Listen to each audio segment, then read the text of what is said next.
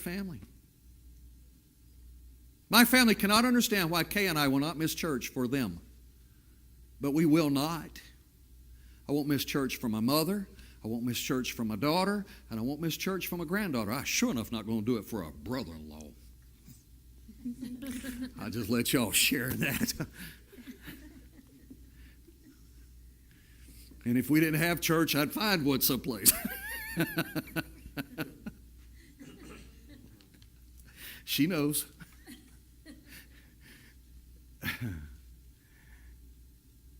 The thing is, I got to go back to this communion idea.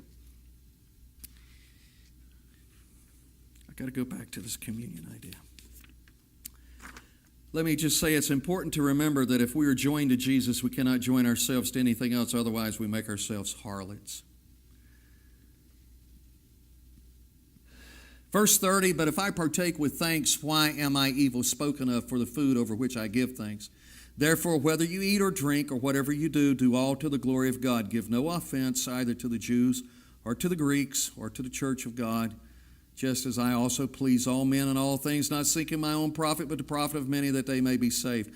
The conclusion is whatever we do, whatever we think, wherever we are, whomever we are with, let us make sure that our liberty does not destroy the glory of God. Why? Because the salvation of men rests upon the demonstration of our relationship with Jesus.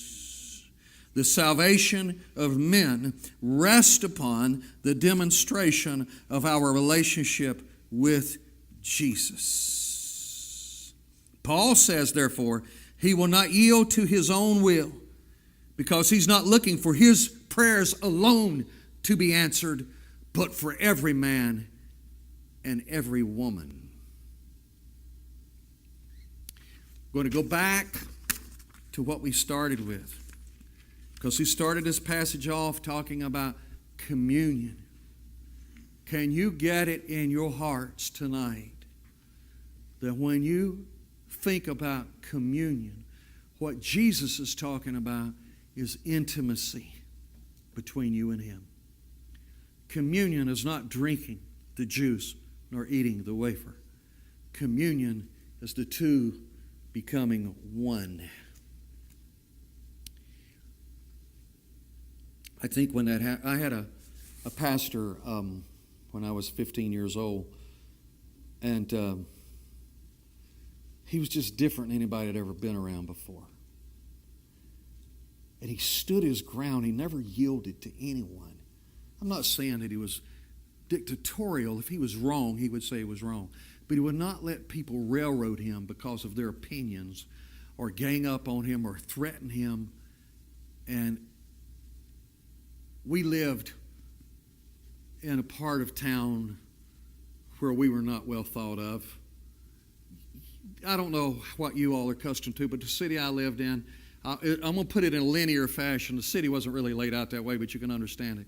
Here was the fanciest part of the city and the wealthiest part of the city and all the people who were somebody. Then the next level was people who worked for these people. And the next level was people not quite so well off as this. So if you put it on a graph of social and financial prominence, it would start here and it would do the stair-step thing till you got down to us. Yeah, and I know this is being recorded, and this may sound racial, but I don't mean for it to be. It's just true.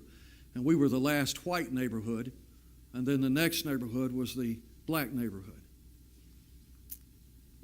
And the truth be known, I think the powers that be hated us worse than they hated them. The little church I attended was right on the border. Now, in 1965 and 66 and 67, when a lot of this country was experiencing riots, we did. Yeah. And our nation and our city, we had some people killed. There was arson. I mean, you didn't hear about like you did out in Los Angeles, but it was still dangerous.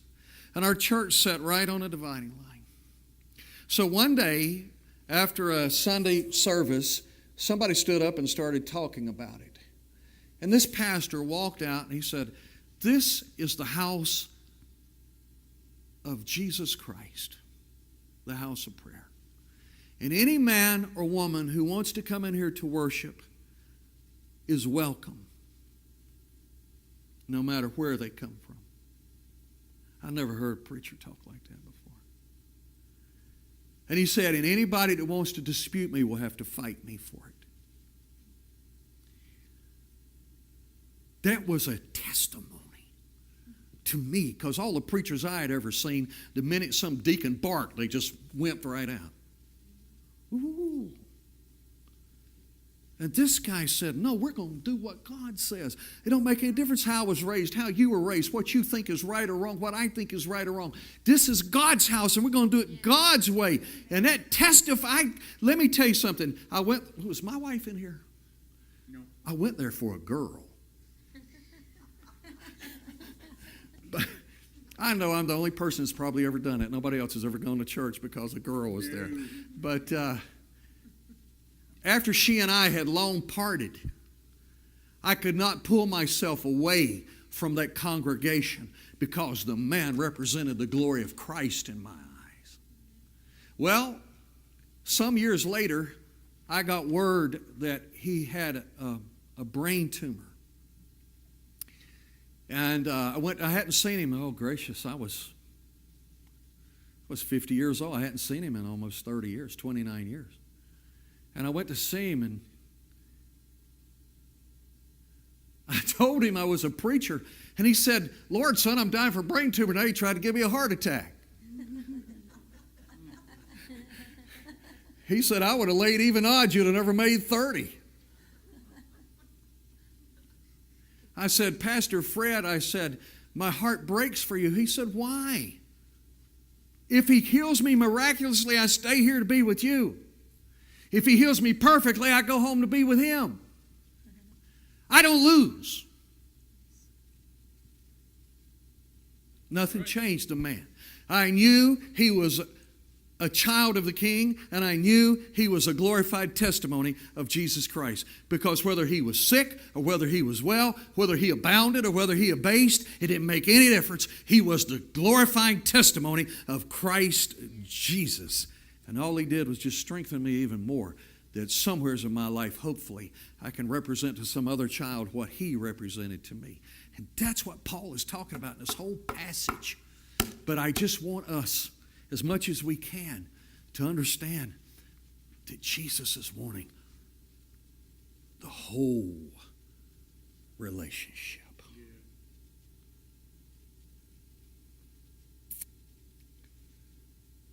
And I think once you enter into that with him, it will be impossible to ever walk away.